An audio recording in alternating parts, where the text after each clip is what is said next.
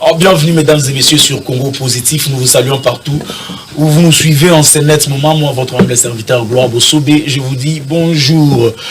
L'actualité est ébélée et à Kolobela Mokorona Lelo, Mende Tolobaka Congo Positif, voire autrement la République démocratique du Congo. Pourquoi Tolobaka Mabambo Kanabiso Mboko Bongati, Batekamoto Kabolango. Cette fois-ci, tout changer langage, tout le Congo Positif.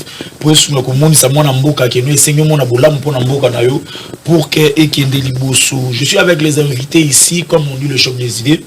J'ai la lumière, mais na ku banda bango bambote directement na ba question sans plus tarder.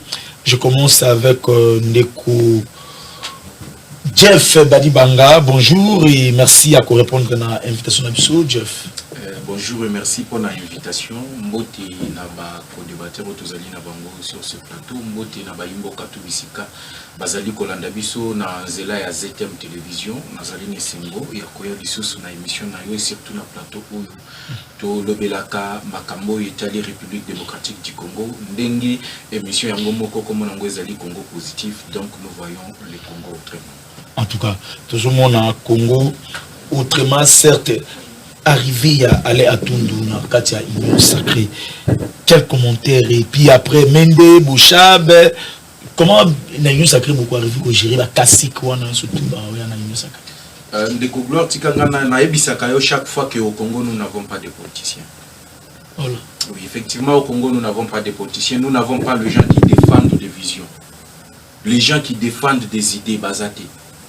Lobby ozala kina kabila lelo komina Tshisekedi ozali ko défendre idée batu mususu au Congo tokoma conviction toza nango na bayi politique c'est libumu nanga etonda bana nanga bakende poto c'est tout le peuple tozali ko s'en soucier na bangote. Aujourd'hui vous allez voir que bakasik tout banda ki koyembe la kabila forever lelo bazali ko longwe pa ya kabila parce que nzali zali ko beta bango misolo banda ki koyiba l'état moyen ba yiba lisusu ezalité lelo bazali ko kimela pembeni ya tata mokonzi ya ekolo ko ba ya koyiba lisusu il pense que ceux qui baye na kati ya union sacrée ba kopesa bango lisusu ba fonction pour ba yiba. Or ils sont en train de se tromper. Pourquoi? Parce que Félix Tshisekedi est en train de renouveler la classe politique. Tout le monde qui batata wana mikolo basali de l'autre côté. Bato yo ba yibi mboko yo ba bomi mboko yo basali de l'autre côté. Yango moni lelo yo ba mata bazui ba poste à responsabilité. Nous avons des jeunes de Patrick Mouyaya aujourd'hui sont le porte-parole du gouvernement. Donc nous sommes en train de renouveler la classe politique. Bato wana bazali ko ya ko bazolo ka refuge au sein de l'Union sacrée. Comme si l'Union sacrée commis blanchissement, blanchissement plutôt, oh bah ko blanchir, bateau, bah crime tout basala, bah kimoyi tout basala na mboko yo, bah ya kobata ma au sein de l'Union sacrée. Mais nous au sein de l'UDPS Tolobaka, nous avons besoin d'un état de droit. Oh yekolande la mututu na mabe, oh asali na mboka na biso République démocratique du Congo. Soki oyiba ata oza na kati ya Union sacrée, il faut justice na biso elande la yo. Toye ba réellement tant aux qui va responsabilité à pour gérer la chose publique au salaki nango nini, qu'est-ce que tu as rendu comme service? Est-ce que oyiba kito oyiba kité? C'est ce que nous sommes en train de défendre jusqu'aujourd'hui. Nous n'avons pas besoin ayati. S'il a des problèmes avec la justice est l'andelaye. L'union sacrée na lobakango à chaque fois. Bato baza koya na kati union sacrée, ils viennent juste pour embrouiller les gens au bazali na kati. Mais bientôt comme la plateforme électorale, c'est que on va renforcer quelque part. Pourquoi pas besoin de bosso CP là qui met comment on a sima beaucoup mon en clarté. Au moins nous à l'UDPS nous avons tiré des leçons il y a passé. FCC c'est la qui plateforme électorale et après les élections plateforme électorale et etc. Vous voyez? Alors être plateforme électorale les a problème. Si l'union sacrée aujourd'hui se transforme dans une plateforme politique, on peut comprendre. Ce qui va commis le plateforme balobi que non, tout sangani tout commis plateforme politique. En dehors de la plateforme électorale, parce que la plateforme électorale, nous avons dit de soutenir Tshisekedi Toké Maponami. Et après Maponami, on nomme un informateur au sein de l'Assemblée nationale qui a identifié majorité. Moutou Azala qui a une plateforme électorale ensemble de Nabiso, pour qui décider, il y a pour travailler dans Moutou Moussou. Donc la loi ne l'interdit pas et biso tokoki ko se fier na bato bazali koya dans une plateforme électorale. En tout cas, Ndeko Capresse je crois que non. Est-ce qu'arriver à aller en tout dans l'Union sacrée, je confirme ma campagne pour le barak, non, FCC dans l'Union sacrée, ça m'a dit que le coach Tshisekedi d'azo travailler kakapo na lokolo Kabila. Merci Ndeko. Moi je crois que Ndeko, tant que ça débat à la République, nous devons être très sérieux et rigoureux dans l'analyse parce que bon nombre de Congolais nous suivent, on a besoin. Il y a un certain nombre, il y a éclairage pour permettre un aperçu à Malamu par rapport à aux autres dans la société nabiso. Ils allaient débat moro sociétal, il y a bien déplacement. Il y a Alain Atundu à Longo Place à Zalaki, à Kéina Union Sacrée, c'est tout à fait normal parce qu'aujourd'hui, il regagne son camp. Parce que Sotali. Son camp? Oui, il regagne son camp. Sotali, IDPS, Tshisekedi Etienne Azali Moto, à Botami, il y a un entraille politique, il y a un PR. Donc, il sort de l'MPR, Bazalaki ensemble, Bangonyon Sonaba, Alain Atundu, Liongo, etc. Donc aujourd'hui, comme on a Alain Atundu, il n'y a pas Tshisekedi, ils allaient faire moi, ils allaient sidérante pour Nangaï personnellement. Je vois Alain Atundu rejoindre à nouveau Kanabango Yakala. Naokaki ndeko alobaki lo mo awa. Alobi mambo informateur, mais curieusement, n'a rappelé la mémoire parce que peut-être à Bossani histoire. Ici avec Tshisekedi, Ndeko Jeff, ici avec Tshisekedi, Tshisekedi n'a jamais nommé un informateur pour justement construire le gouvernement. Tout le monde a qui en a période à Ilunkamba, qui a été nommé informateur pour identifier la majorité au sein de l'Assemblée nationale. À cela qui était tout le monde basali mamnandenya na bango bakaboli Ndeko Tshisekedi a la majorité présidentielle, Ndeko Kabila zui majorité parlementaire, assemblée, etc. Mais tant que au fil du temps, na cheminement na bango, na bango il y a un ça ne va pas. Il y a un tout monde qui histoire et bima qui y a palissade, il y a corruption, etc. Ou et ça qui à mi-chemin, il y a législature de Tshisekedi a comme effectivement la majorité na parlement. Donc sans identification à majorité, le gouvernement te éviter ça la magineni. Donc ils allaient justement erreur na bango ba komitaki. Donc ndekwala atundu liongo ils allaient bongo prostitution oyo bango bazali ko sala. Bazali na constance te, bazali na dynamisme te. Dynamisme politique na constance et pas na bango ils allaient te bazande na prostitution à rejoindre Kanae, donc il y a rien de sidérant. En tout cas merci beaucoup. Je crois que je vais avoir l'avis à mon frère Ndeko Bino na IDPS. Aujourd'hui, on peut dire que non. Et puis même dans sa bouche, bien que non. Donc aujourd'hui, on peut dire que non. Ndenge Zawana, c'est que bateau nyo surtout ba unta pa Kabila bazoya et pas na bino baza le bienvenu. Donc lobi peut ko mona peta mon susu Ndeko pour Bouchab déjà za kuna to ko mona le secrétaire général na ni coup sur coup to ko mona EPA yé to ka moite.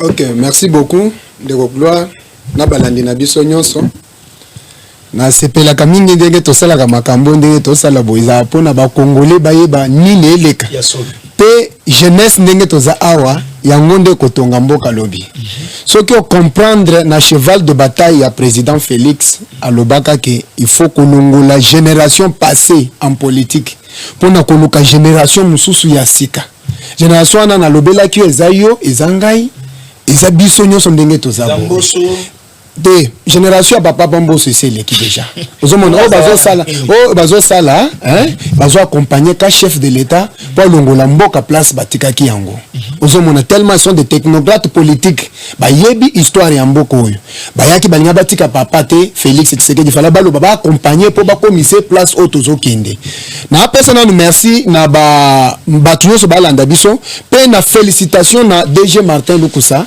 pour nanini parce que déjà on attrape pour nanini parce que na auto tanga parmi ba journaux ya minene ya mboka na biso neti monitor et où tu es classé parmi les partis politiques ils ont mobilisé pour na parti politique ils ont mobilisé pour na PPS chef de l'état majoritaire en 2023 to kuti pe que IDPS deuxième parti ba kuti RICEP ya parti ya cher ya nani ya président Martin Lukusa déjà on a tra ba kuti ango pe ba kuti AVC ya Didier Boudimbu parmi les trois partis politiques ils ont mobilisé makasi et c'est pelisi ngai na ko zongelo pona koloba ke bande komi balé balobi eloko moko mais ndeko quand même abandaki bayebi te ndenga yeko conclure ndeko na ngai ndeko nani na sepeli na ye abandi neti azolinga ko attaquer neti azo compliquer mais yeko chiter bien pona koloba ke baza batu moko bazoluka positionnement baza batu moko baza kaka ba prostituée politique soki alandaki ndeko Jeff bien et bandeli ndeko Jeff na ndenga conclure alobaki ke ezaneti azana osepela te na boye ya Alain Atundu pende kwa yeko conclure pona kolobaki aza prostituée politique tango alobi bongo c'est-à-dire balobi eloko moko ndenge balobi eloko moko nga nazo accompagner bango pona kolobaki c'est bien baya mais oyo koyeba ko bwaka likala na ligne na 2023 c'est le peuple congolais likala na ligne oyebi mutu soki alongo ligne ezalaka na mboka soki oyebi ndenge tosalaka babwaka obwaki likala boye obwaki ligne boye peuple nda koyeba ndenge nini akosala na 2023 batu nyonso baya biso tokoboya mutu nyonso te bango nyonso plupart et surtout kala te awa tozo installer loi change soki evandi bien tozoyamba bango ntango tozoyamba bango peuple sikonda koyeba ozomona mutu moko akosala tangi kombo président Félix tout ba église nyonso tanga kombo Jésus Christ mais est-ce que nakati basambelaka Jésus yango wana pe na ndenge bango pe baya peuple nda koyeba 2023 na maponami oyo koyake tokocha ligne wapi est-ce que nalobelaka na émission moko destruction méchante ya mboko oyo ndeko na ngai est-ce que là tundo ko bimiselongi oyo biso to konyoko mana chaîne na yo poto sa l'émission Fopelisa groupe destruction méchante oyo batwana basali akutu groupe chaque jour nazo yebisa yo na ndenge na omona bazoloba Kabila akozonga ou soit mama mususu wana mais pour la première fois na mona na Afrique président auto sanctionné par le peuple congolais na nzela maponami balongolie mais moi si na ye azui audace ya kokende kotambola pe azotambola kombo ya président za na kati ya kiti c'est que démocratie côté na kati ya mboko oyo parce que soki démocratie ezala te mbelo ero basi bakangaye ba bete fimbu makasi mama wana ozomona wazo tambola na bagoma partout azokende kotanga kombo amabe ya président Félix est-ce que pour la première fois ndeko nanga tozakana osomona na Afrika o président longo na pouvoir na nzela sanction maponami mais moi si na ya tele malo babilo kwa zolo bana awoye bisaki pa la soga hier. OK merci beaucoup nazaka pa na on a deuxième sujet tout autre deuxième sujet affaire Mwanga Chouchou à quoi s'attendre tout s'attendre na procès wana. Bon, nous avons que nous sommes en train de lutter pour installer loi. D'abord les premiers abouis, les premiers soutenants. Un jour, tu vas d'abouiller le président Bosso Alouba. Les bimino, bimana ba parlement, bimana katia ba groupe armé, bouena ba député, bouena. Ce que le Mwanga Chouchou, est-ce que Kalabaye bakate que no yem dans la société munene ya makambo ya minetali kolta na katia Kongo wa baye bakangote. Negonangai, merci beaucoup. On le dit bien. Au moins, les coloniaux sont battus par le président Félix. Rien ne marche. Aux autres, battus par le bébé. Nous avons beaucoup place les alaki. Et ils ont cinq volonté zalaka au président Félix Azanango. Na entourage. Où ils ont salanango présentement dans le gouvernement naie. Babanda Odeva, il est seul le président de la République. C'est qu'on koye dans Nord Kivu. Place wana ndeko député azalina société na yona mais la service ou parce que nous sommes en train de lutter pour installer le nouveau système politique oyo ezali awo système oyo ezali ki déjà misisa yango moko na chaîne toujours kende nango mal oyebi biloko nyonso ezo pesa président Félix raison pour peuple a renouveler sous mandat et pas parce que bazo kende komona biloko zo dévoiler oyo kutu peuple a yeba kité que mutu un individu à cause na ba carrière minier un individu à cause de la milliardaire un individu à cause banda ko kabela mutu ay ko tambola pa na $500,000 ya transport comme corruption ozoka yango nazo kende koyebisa OK na shit na ngai ezake députation et nini assemblée nationale il faut peuple ayeba façon ya ko sanctionner yango na élection ezo ya ayeba banani parce que batu nyonso ezomona bazana kati ya ko constituer union sacrée présentement c'est wana bongo soki vérité bimi ke non ba kombo batu se bimi yo bazana kati ya pouvoir ba kombo ya batu na lobby justice eza indépendante justice eza indépendante et ko sanctionner mutu nyonso malgré pression ezali la communauté internationale sur ces messieurs-là. Il faut batika il faut batika yango nazo ebiso na utolanda ndeko vice-président assemblée nationale André Mbata nazo ebiso ke ndeko Mbata soko tali plaidoirie na ye na conférence moko na ko comprendre que batu ba konyokola biso ba kongomani tango tozaboye il faut nde tozala ini tozala na bolingo batu ba konyokola biso beza ba mindele tango biso to ko sala ke moka ya biso lelo ezonga na normal mundele azana carte na ye oya si abongisi déjà pona mboka oyo et heureusement c'est parce que tuye kozwa mwana ya mboka ozo telemela makambo wana et na kotelemela makambo wana il faut biso ba kongomani tozala semana po to appuyer parce que ndeko na ko yebisa mundele banga ka force qui est la population mundela banga kango makasi soko tali azonga kasima et soko tali ba makambo su président Félix Anakacha ko sala na mikolo nyonso ezola kisake peuple azasima na mais vous acquise que pouvoir na bino au lieu d'agir bozaka kana kolela bozaka bokenda wa maya misu bokenda wa maya misu ndire makambo to yebisa yo ke to yena politique ya sika to yebisa ke to yena politique ya sika politique o ezali biso to ko sala politique na to yebisa ke maman azokende ko finga président Félix azokende ko tambola soki to qui n'a fois passé à régime passé mais là azana boloko biso tozana politique ya sika mutu ye moko asala mabeti akoma place ko komela justice ko zoye mais soki ezuyo bako bande ko sambiso par preuve osala kiboy biso to ko kende oyenga minto bato bazozela biso ba mona o régime passé salama et salaki ba côté biso ke pe bino pe bo salaki boy yango biso to ko kende malembe est-ce que makamanga jule za te lokolo ba o bazaki biso ke no azoye bisayo écoutez eza procès na lobby eza procès c'est la justice qui avait dénoncé et c'est la justice qui va continuer avec ces dossiers. Ce qui est l'auto lobby oyo qui va lobby qui va libérer des komanga chouchou ceux qui mwanga chouchou parce que kombo na ena biso na ba kongomani to saka na kombo mwanga chouchou te et ça procès justice nda kokata ceux qui va lobby va libérer lelo et ça justice nda atali na kiungulu lobby atamiser muto abato azana problème te yeba ke na kati mboko bato ba ko sela bato makambo. Merci. Je crois que sur na retour nango de Jeff question par rapport à Marabozoluba. Qu'est-ce qu'on peut dire merci, je crois que celui l'État sérieux et que Tozali très responsable vis-à-vis na ba concitoyens na biso bazali ko kufa.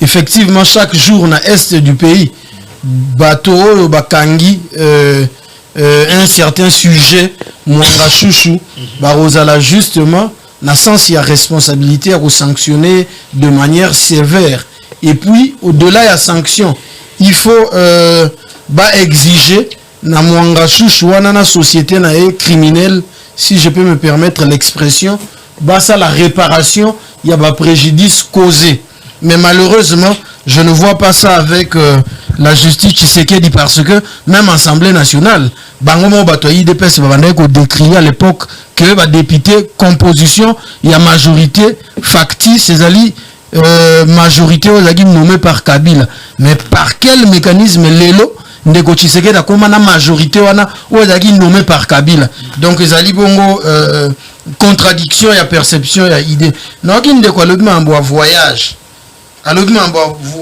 ndeko Tshisekedi aza otambola poisa non ndeko Tshisekedi aosa ba voyage jusqu'à preuve du contraire ezali improductif sur le plan de la gouvernance na tout na question mais malheureusement nazali bongo permis au tout na question les lobbies nyonso ba congolais tant tout ça débat sociétal souffrance soke makasi oyate pona bato bazali ko contredire Tshisekedi de manière systématique sur le plan des idées au moni souffrance et ko frapper ba congolais nyonso lelo denrées alimentaires nini o ezali à la baisse exacté même papier mouchoir comme 500 francs même nguba ya 100 francs ozaki mo ebele lobi lelo soko lien au monde comme 15 mbuma donc makambu nyonso eza na lelo vie ba congolais ali misérable tozali ko vivre na promiscuité le pays était dans le gouffre ndeko lobi que pays so ezaki na gouffre mais depuis bozali na pouvoir yango 5 ans yango jour pour jour qu'est-ce que vous faites de concret? C'est ça la plus grande question. Non, arrestation à Mwanga Chouchou, c'est bien beau d'arrêter Mwanga Chouchou. Le problème, c'est qu'on doit exiger à Mwanga Chouchou la réparation des préjudices causés, etc. Il faut pas sanctionner, pas même capable. Il y a qu'à sanctionner de manière sévère. mais malheureusement la justice ozali paupérisée. Moi Namboka Adolphe Muzito a la tribune la justice paupérisée par l'exécutif. Tout le monde justice wana a subir toujours dictat il y a exécutif. Donc depuis plus de 5 ans yango bozana pouvoir, il y a rien de bon sur le plan de social. Le panier de la ménagère congolais est vertigineux. À l'objet de la démocratie, chaque compatriote est libre de vaquer à ses mouvements. Parce que nous sommes dans un état dit démocratique. D'ailleurs, même concept, on est la République démocratique du Congo. Il faut interdire un Congolais citoyen, un citoyen congolais lambda à vaquer librement dans le mouvement. Et puis, Oye Bisangaïté Lelo, qui est le pays, notre pays, a vu la démocratie avec Tshisekedi. Oye Bisangaïté. Parce que depuis belle lurette, bato babanaï koloba toujours, bato babanaï kobunda toujours, babanaï kosa la combat, justement, il y a ba valeur, qu'on défend ba valeur. Malheureusement, malgré tout, nakati ba combat na mutona mutazana perception et au mona makambo. Mais il faut oye baké démocratie. Nambo Kanabiso yena monsieur Félix Tshisekedi dit. Et il faut retourner sous question la profondeur. Est-ce qu'effectivement République démocratique du Congo toza la démocratie? Point d'interrogation. Je crois que non. Même question na ndeko Jeff Badi Banga arrestation ya Mwanga Chouchou. Est-ce que on peut dire que non l'obito c'est le loko ni na procès wana? Ndeko Gloire Bosobe merci. Il y a Mutuna Moko Kitoko. La Bible mo kanaka après ba Bible. Écoutez, je pense que le maître avocat si je me trompe. Qui Ndeko avocat, mais il faut y avoir que la liberté provisoire est allée reconnue. La justice aux alliés Kolobela peut-être maîtrisée. La liberté provisoire est connue. Micro. Que ce soit aux États-Unis, que ce soit en France, il y a ce qu'on appelle la liberté provisoire. Et cette liberté provisoire ne peut l'accorder que le juge. Ce qui a montré réellement que par raison yo pesi les alliés copé ça y est bon ils a un qui a accordé une liberté provisoire. Et cela ne veut pas dire que la justice n'existe pas. Na likambo ya vana na ya kolokota ba biloko bila lobia ya lokota na ba kambo yetali ndeko Mwanga Chouchou. Moi j'aimerais dire qu'ici que Félix Tshisekedi ne subit que ba makambo yeleki na régime passé. Oui puis ba Mwanga Chouchou les Ntambwe Mwamba, les Lambert Mende, l'autre ici, les Délices et Sanga, ce sont le seigneur des guerres. Ils ont fait de guerre contre la République démocratique du Congo. Ils ont pris les armes contre la République démocratique du Congo. Et même Emmanuel Macron l'a rappelé. Alors, Batoyo Baboma Batunamboka Nabino. Batoyo Ba activa, donc, Ba Gera, Ba groupe armé Namboka Nabino. Si le loyo batikala jamais qu'on répondre devant la justice, namakambo yo basalaki namboka nabino. Tant qu'il n'y aura pas la justice transitionnelle, tant que batouala va causer la institution, il n'y aura pas de changement. Et aujourd'hui, nous voyons sous Félix Tshisekedi, Bakangi Moutou, au Azali la société criminelle au niveau de l'Est de la République démocratique du Congo. Ici, il y a un groupe armé. Oh, et bomi bande konabiso na est pezali ko continuer na koboma bande konabiso na est mutumo ko azoya na télévision lobi ko kangawana ezali pamba et patoko mona ye libanda parce que ezali justice popularisée. Vous trouvez ça un débat républicain? Il y a un Congolais bakangi muto azali à l'origine ya bato ba koboma bande konabiso ye azali koloba que ezali justice popularisée. Donc pour la justice Tokoma qui on attribue na biso tolobi la justice pour le respect, c'est ça la démocratie même. Merci, je voulais corriger sur le merci. Vous savez quelqu'un ou azali ko critiquer justice ou bandi ko sala musala ya ko kanga batoyo bazali na makila ba congolais na maboko na bango.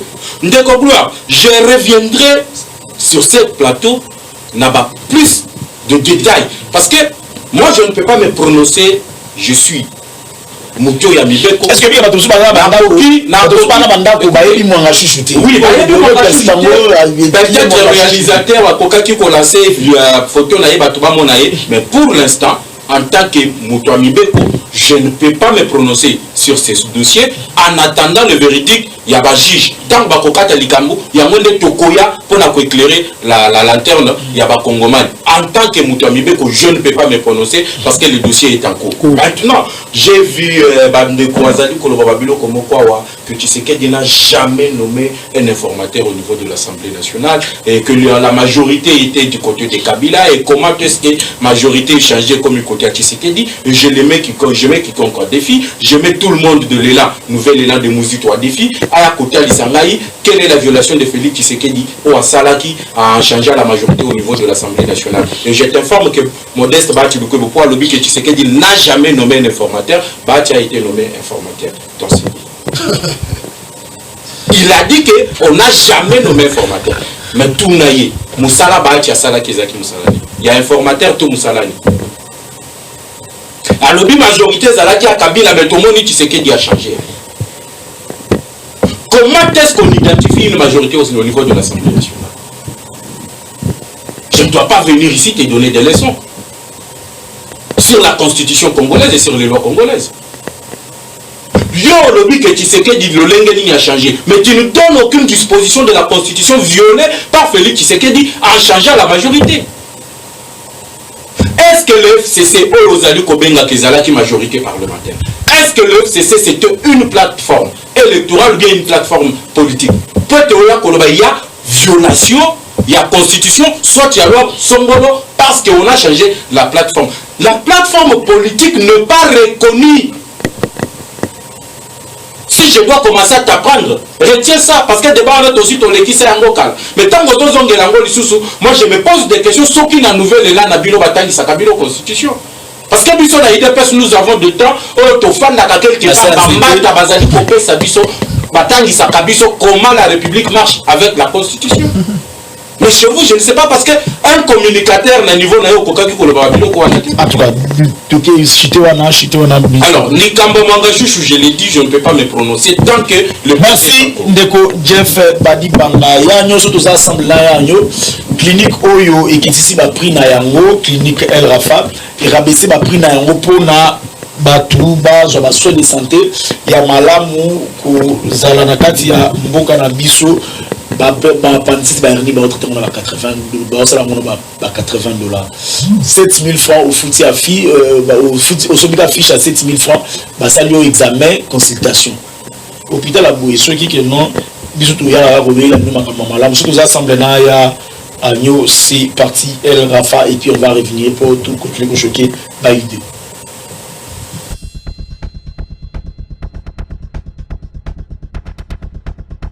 Attentif aux plaintes de la population, le docteur Agos Kongolo vole de nouveau au chevet de la population congolaise en général et quinoise en particulier. Une nouvelle promotion de santé est déjà opérationnelle avec des très abordables. Ce n'est pas pour une période propice, mais c'est tout simplement un désir ardent d'aider la population et de soutenir la vision du chef de l'État. Les gens sont en train de souffrir, de mourir parce que Azozangambo. Il y a un autre milieu que ceux qui ont pris, au moins on leur monte pour faire. Après, il y a un ndambo à Zanambo, il y a un moment que tu as ma consultation, 7,000 francs. On te consulte aux fiches nayo, aux examen pour le laboratoire. Au fout $10, bah salut échographie. Au yé, na $15, $20 au salut radio. Et à partir de ça, autres, il y a quoi? Oye na $80 va salir opération et appendicite. Oye na $80 va salir hernie. Au fin du bouquet, oh non, prostate tout bisanga au foutu $800.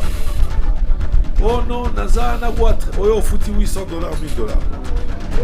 Donc, en fait, tous les cas d'antistérie, $10 va le livre.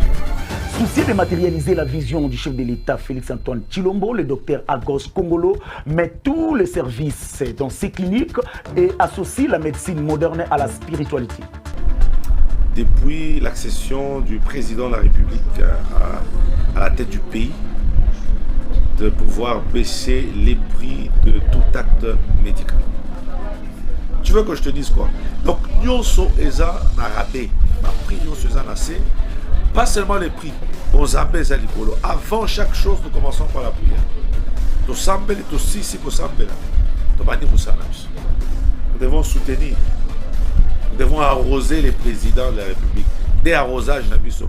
Et comme nous arrosons le président, nous devons être aussi arrosés. Service union sur la place. Nous avons un service de la médecine interne. Nous avons un service de la pédiatrie.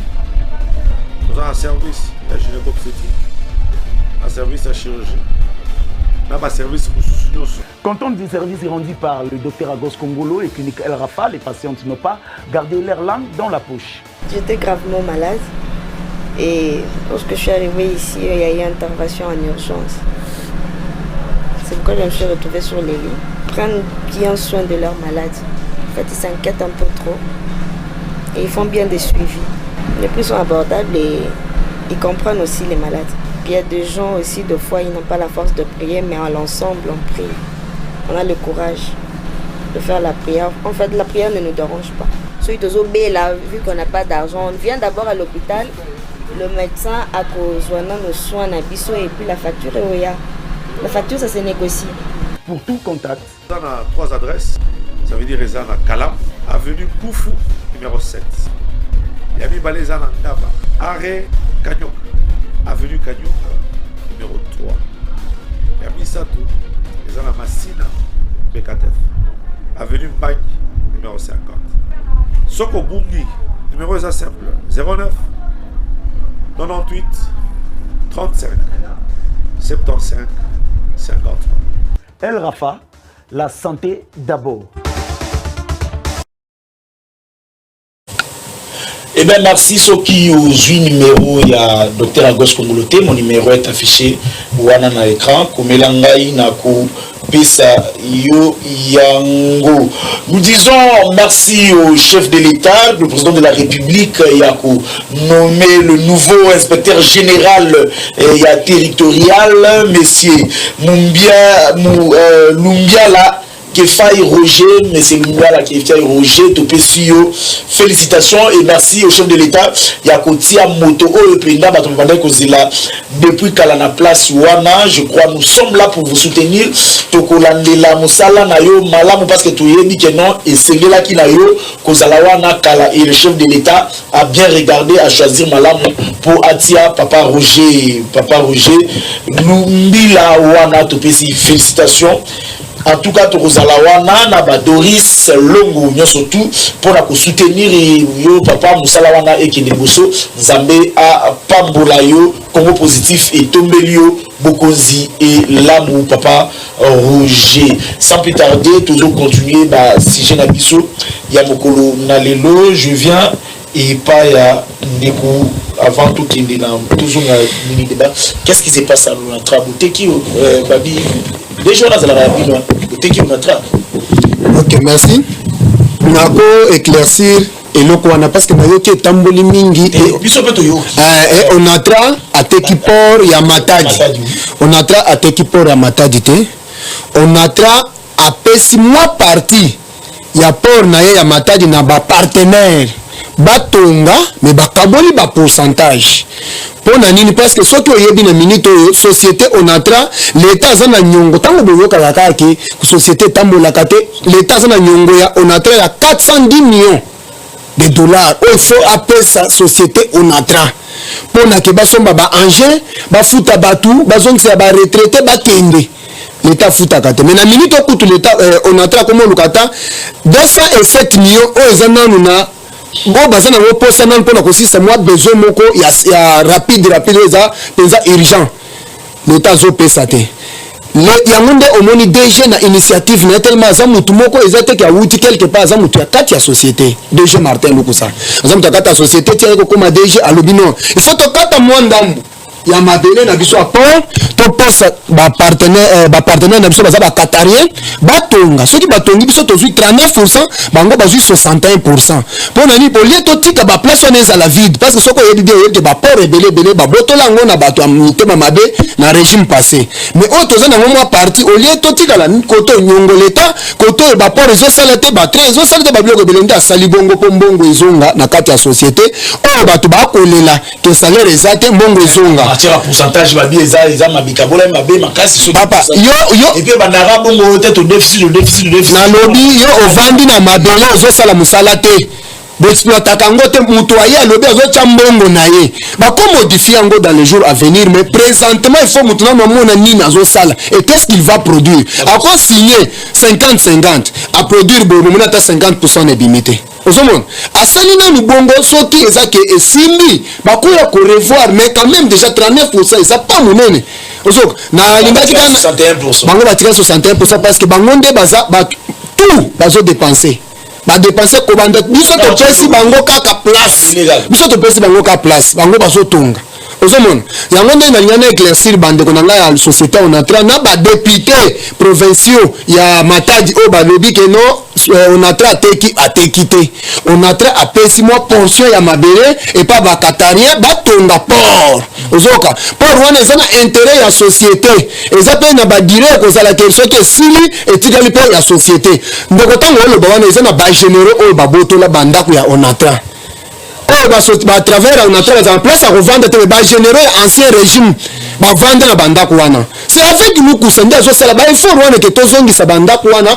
ba to musala bazo bandako wana parce que tongama ka pona bango tongama pona régime parce que pesa ba généraux ozo ba route rail ozo mona ndenge ezali ça construit partout mais ces messieurs là zana kata obunda butu moike ba place ozo batongi etika la vide bato na tra baza ebele ba musu baza na ba place te bakokende kovanda ba place wana batekite pona éclaircissement déjà biso to vérifier la to la ndela malin beto ba soki eza ya solo ke ba teki te deko je faisons mikona yo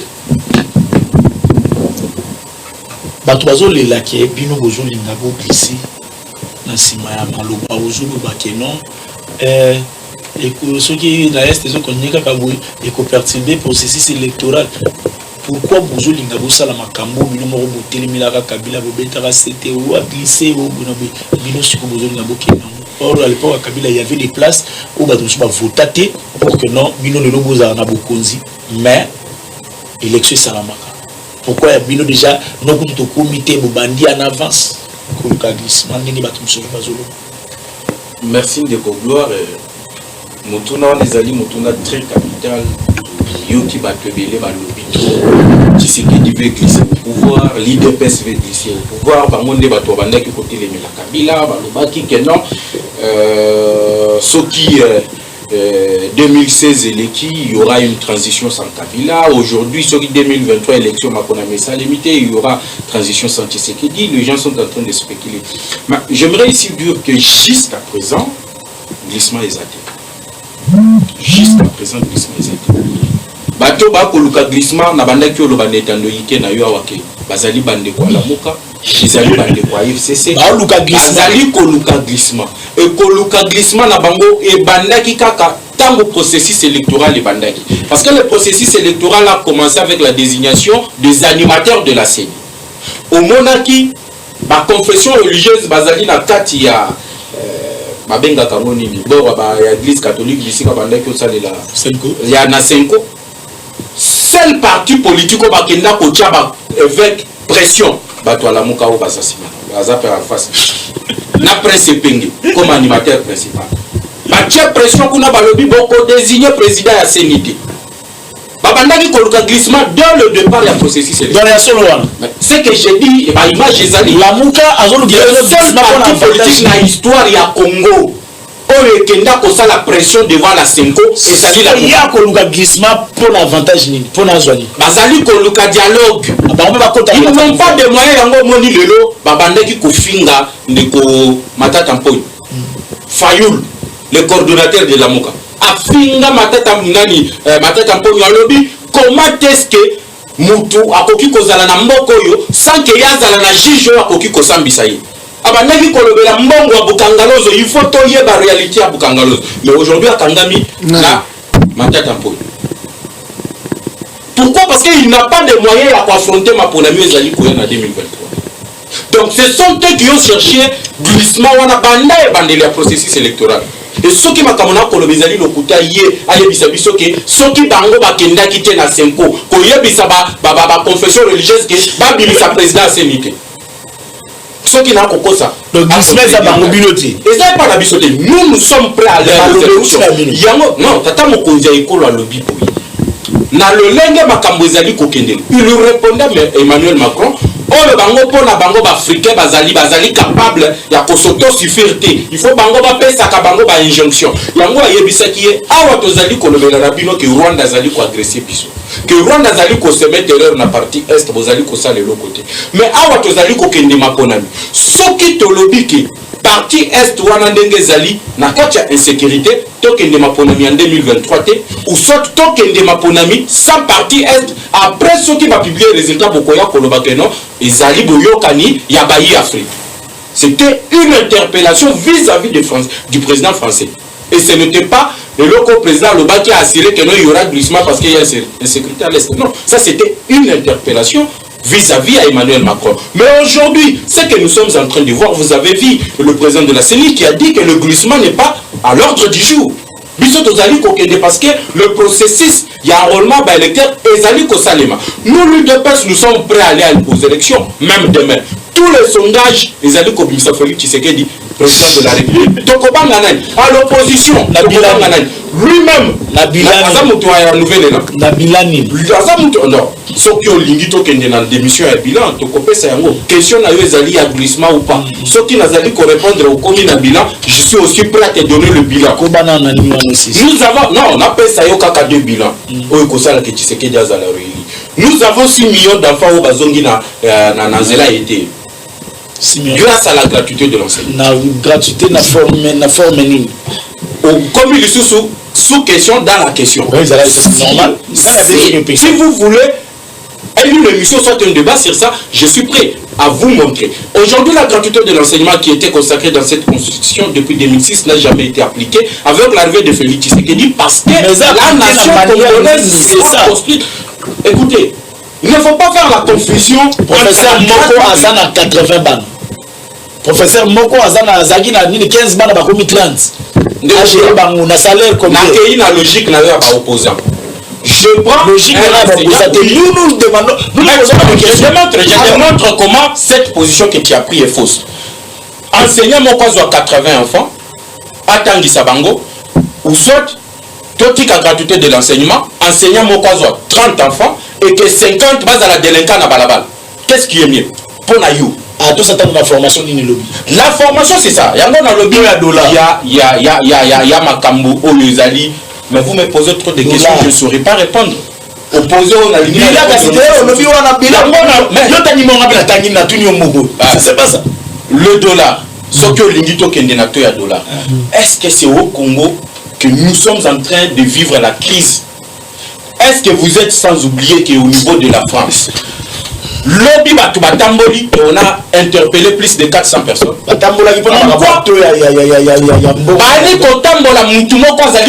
Emmanuel Macron qu'on me paye 2000 euros. Na 2000 euros, à la fin du mois, on se retrouve même pas avec un dollar, un euro plutôt. C'est quoi? Merci de vous dire. Même question, de Caprice, balobi que non, non, mais balobi que minimum de besoin que la tisséquée du glissement parce que vous êtes un bon salaire que non même pour nommer de besoin nous avons côté le gouvernement pour que non vous avez Makambo n'engagez qui de là. Pensez-vous que vous acceptez un beau après? Non, mais moi je crois que Azali hors périmètre peut-être Azali aussi la fantasme mais pour appeler bateau bateau la main de quoi le bagelo moko. Je suis moi-même surpris. Mais il n'a cité aucune disposition. Maintenant, je le rappelle, s'il est honnête, si effectivement M. Bahati était nommé informateur, il peut nous brandir son ordonnance. Parce que c'est c'est lui-même seulement qui sait que Bahati était nommé informateur. Au niveau à l'Okuta, pour dire qu'on ne gère pas un pays en brandissant les mensonges. Aujourd'hui, vous avez hérité les réserves d'échange. Vous avez dilapidé la torsion à 100 jours. Les chiffres qu'on avance, ce sont des nos qualifiants. Ils arrivent aux plaisanteries, de mauvais augure. Papa, dans l'inflation, ils arrivent à effet secondaire, il il y a planche à billets. Ils ont recouru à la planche à billets. Il y a un tout le monde marché. Il y a monnaie comme inondée dans le franc congolais. Dollar est disparaître. Mais ils nous ont dit ici que biso tozali bongo na ba réserve de change, tozali projection à budget, il y a autant. Mais sur le terrain, dans les vécus de quotidien de Congolais lambda, c'est la catastrophe. Ça, il peut pas dire le contraire. C'est la catastrophe. On a rappelé la disposition à article 78 où le président de la République nomme le premier ministre au sein de la majorité parlementaire. Quand est-ce qu'on constate une majorité parlementaire? C'est là où il fallait commencer. Vous avez dit que M. Bahati était nommé informateur. Oui, on n'en disconvient pas. Brandissez-nous l'ordonnance. Qui le nomme informateur? Je ne me contredis en rien. Je ne me contredis en rien. Brandissez-nous l'ordonnance. Qui fait que...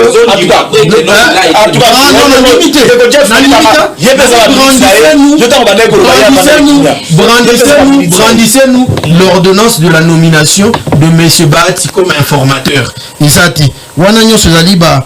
Fantasme. Non, ce sont des... Non, papa.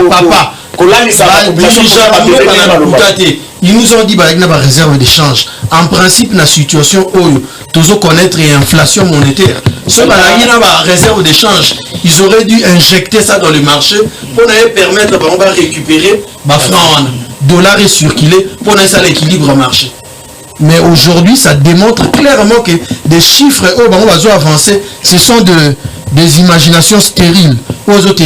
Alors, il y a liberté provisoire. Quand est-ce qu'on donne, on octroie la liberté provisoire? Il y a crime,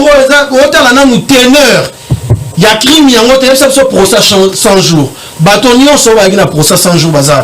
Vous leur avez accordé la liberté provisoire. Et puis, à la grande surprise, M. Félix Tshisekedi n'a interviewé moi, que M. Vital Kamerhe est très important. Il aura un rôle à jouer dans les jours à venir.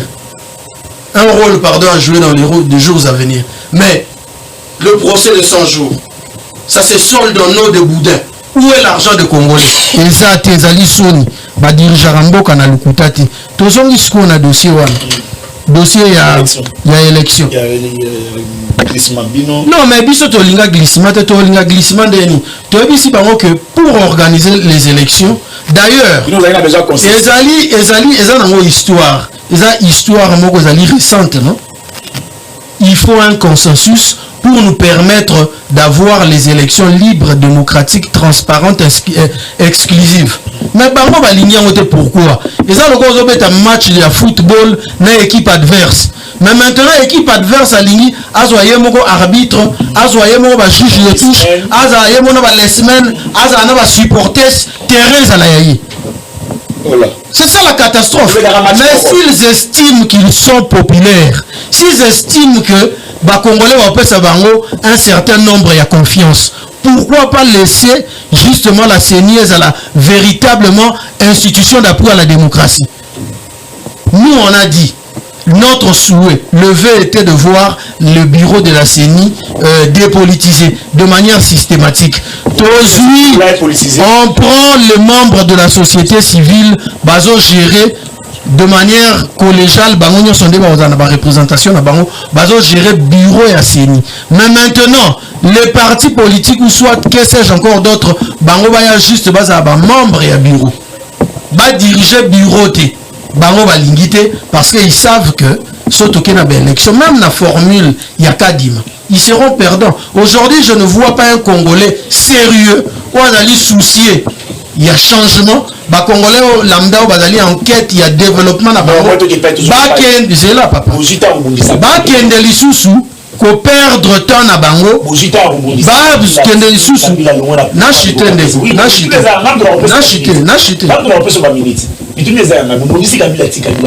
Mais quand même, c'est que Félix est en salle. Il fait quoi?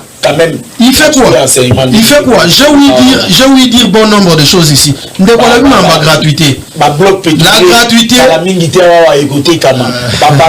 C'est pas ça, bateau de pêche, ils ont eu à calamité pour que il faut laisser. Je vous dis catastrophique.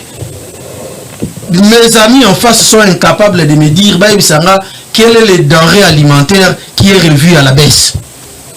On a défi.